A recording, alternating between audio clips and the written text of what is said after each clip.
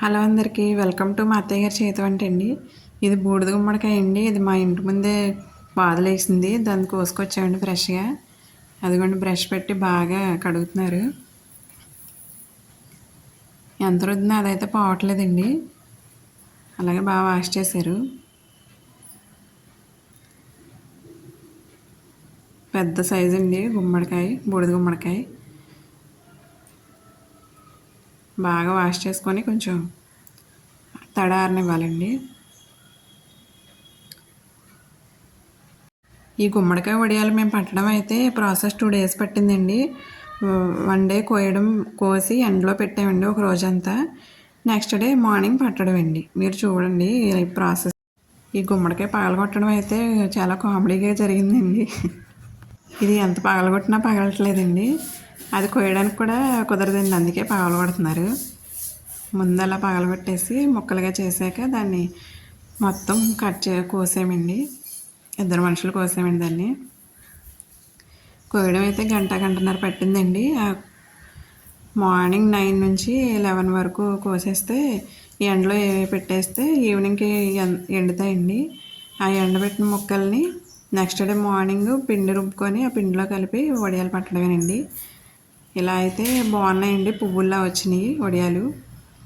మీరు కూడా ట్రై చేసి చూడండి ఒకసారి, ప్రాసెస్ అంతా చూడండి. ఇలా చిన్న ముక్కలుగా కట్ చేసామండి. ఆ గింజలు కూడా వేసేసుకోవాలండి. ఆ గింజలు కూడా మంచిది హెల్త్కి. ఈ గుమ్మడి వడియాలు హెల్త్కి చాలా మంచిది అంటున్నారండి. గుమ్మడి వడియాలే కాదండి, ఈ గుమ్మడికాయతో ఏం రెసిపీస్ చేసినా మంచిదే అంటున్నారు. జ్యూస్ తాగినా మంచిదే అంటున్నారు. నేను ఈ బూడిద గుమ్మడికాయ రెసిపీస్ ముందు పెడతానండి, అవి కూడా చూడండి. ఈ గుమ్మడికాయ కట్ చేస్తుంటే మా చుట్టూ పిల్లలండి చాలా హెల్ప్ చేశారు. గుమ్మడికాయ ముక్కలు కింద పాడేయడం, గింజలు తీసేయడం చాలా హెల్ప్ చేశారండి పిల్లలైతే. సరదాగా అన్నానండి. పిల్లలు అల్లరి చేయడమే వాళ్ళకి అందమండి. వాళ్ళ ఇలా 2-3 కూర్చొని కట్ చేసేసుకుంటే తొందరగా అయిపోద్దండి. మార్నింగ్ కోయడం ఎన్నింటికైతే అన్నింటికాడ నుంచి ఈవినింగ్ వరకు ఎండలో పెట్టుకుంటే సరిపోద్దండి. ఎలాగో నెక్స్ట్ డే మళ్ళీ ఎండబెట్టాలి కాబట్టి ఇలా ఎండలో పెట్టేసుకుంటే సరిపోద్దండి. కొంతమంది వీటిలో ఉప్పేసి మూటగట్టి బరువు పెట్టి వాటర్ అంతా తీసేస్తారు. అలా కాకుండా ఒకసారి ఇలా ట్రై చేసి చూడండి, చాలా బాగా వచ్చేయండి, పువ్వుల్లా వచ్చేయండి. ఇలా మొత్తం కట్ చేసేసుకోవాలి. 2-3 కూర్చున్నారంటే తొందరగా అయిపోద్దండి. మేము ఇద్దరం కట్ చేసామండి. నేను మా అమ్మగారు కట్ చేసాం. కత్తిపీటతో కోసామండి. ఇంకా వాటర్ తీయడం ఏం కాదండి. ఇంకా తీసుకెళ్ళి డైరెక్ట్గా ఎండలో ఆరబెట్టడం అండి ముక్కలు. ఇలా ఒక చున్నీ కానీ ఏదన్నా వేసేసుకొని పల్చటి క్లాత్ వేసేసుకొని ఇవి 2 కాయలండి. ఫస్ట్ ఒక కాయ కట్ చేద్దాం అనుకున్నాం, తర్వాత మళ్ళీ ఇంకో కాయ కట్ చేసాం. ఇవి 2 కాయల ముక్కలండి, పెద్ద కాయలు. ఈ 2 కాయలకి 1/2 kg పప్పు నానబెట్టుకోవాలండి. ఈవినింగ్ నానబెట్టేసుకొని మార్నింగ్ రుబ్బుకోవాలండి. 1/2 kg పప్పు నానబెట్టేసుకొని మార్నింగ్ రుబ్బేసుకోవాలండి. మరీ జారుడుగా కాకుండా కొంచెం గట్టిగానే రుబ్బుకోవాలండి. ముక్కలు కట్ చేసిన రోజు ఈవినింగే పచ్చిమిరకాయలు, అల్లం, సగ్గుబియ్యం ఉండేలా చూసుకోవాలండి. ఈవినింగ్ తెప్పించేసుకొని ఉంచుకుంటే మార్నింగ్ మనం వడియాలు పట్టడానికి కుదురుద్దండి. మార్నింగ్ పట్టేసుకుంటే ఎండ పడకుండా పట్టేసుకోవచ్చండి. మా అమ్మగారు పచ్చిమిరకాయ ముక్కలు కోసేస్తున్నారండి, కష్టపడి కోసేస్తున్నారు కాబట్టి ఇంకా అలా వేసేసాం. లేకపోతే మిక్సీలో వేసి పట్టుకున్నా బాగుంటుందండి. ఇలా పచ్చిమిర్చి, అల్లం ముక్కలు వేసుకొని పిండి రుబ్బడం అయితే రెడీ అయిపోయిందండి. ఇది పిండి ఎక్కువేనండి మేము వాడింది, కొంచెం తీసేసుకున్నాం ఇడ్లీలకి.